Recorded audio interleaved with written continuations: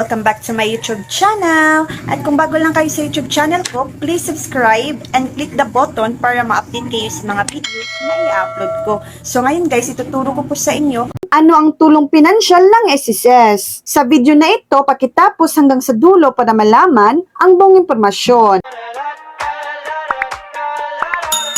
Ang mga benepisyo ng SSS ay ang mga benepisyo sa social insurance na nakabatay sa contribution na makukuha lamang ng mga rehistradong miyembro na nakapagbayad na ng mga kinakailangang contribution. Kabilang dito ang pensyon sa pagreretiro, mga benepisyo sa pagkakasakit at kapansanan, mga benepisyo sa pagiging ina at mga benepisyo sa libing at kamatayan. Ang halagang natatanggap ng isang miyembro ay nakadepende sa uri ng benepisyo, kasaysayan ng contribution at mga tao ng serbisyong nakakredito. So yan lang po ang latest update.